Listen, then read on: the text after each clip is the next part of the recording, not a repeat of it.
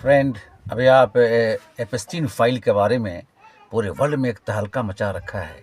क्या पॉलिसी थी इजराइल देश की कि जब गाज़ा पर हमला हो रहा था तो सारे देश चुप थे और लोग ताज्जुब करते थे और कहते थे कि ईरान जो है 56 इस्लामिक देशों में इकलौता एक भाई निकला जो डटा रहा।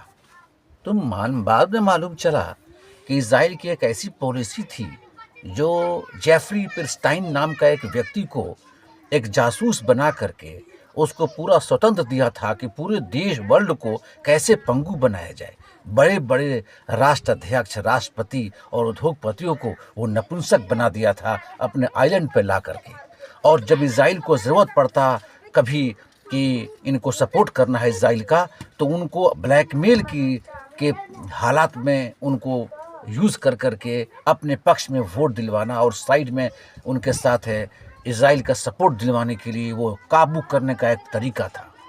सारे आदमी तो गंदे है ही हैं जो गए वहाँ, और जो बच्चियों का जो डरा करके और जो एड्रोड्रीन नाम का जो केमिकल है ब्लड को बच्चियों को उल्टा टांग करके उनके सर में छेद करके वो पीते थे, आयु कम हो जाती है।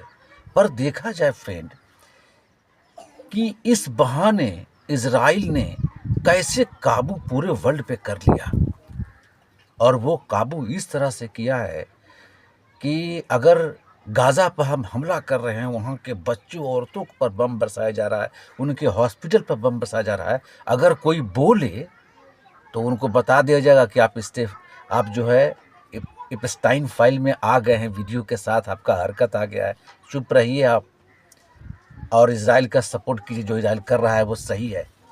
ऐसे खामोश किया था पूरे वर्ल्ड को इजराइल ने। आपको मालूम हुआ कि इजराइल का जो गुप्तचर संस्था मोसाद है वो कैसे वर्क करता है और कैसे पंगु बना देता है।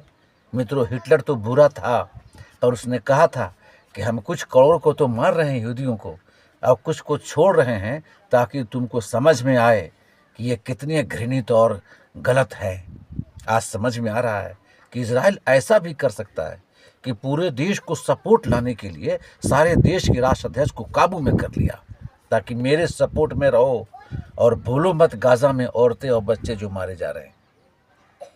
ईरान के लोग फंसे नहीं, और पुतिन जो है रूस के राष्ट्रपति वो फंसे नहीं इसके चक्कर में।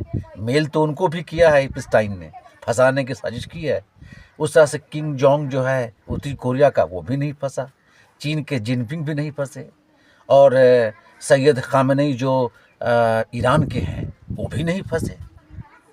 और इस तरह से ये 4 अलग रहे ताकि वर्ल्ड अभी सेव में चल रहा है, और नहीं तो ये शैतानी जो ताकत है जो शैतान को, बच्चों का खून को, लाश को शैतान के हवाले रखता था, एक किया टोटमा जादू करता था, वो सब पूरी दुनिया उसी की तरफ घूम जाते। कैसे पकड़ा गया ये चीज़ सारा। आज भी बच्चे हमारे गायब हो रहे हैं। कहीं ना कहीं एपस्टाइन टाइप का भारत में या एशिया में या वर्ल्ड के कोने में अभी भी बड़े पैमाने पर चल रहा है, क्योंकि बच्चे आज भी गायब हो रहे हैं।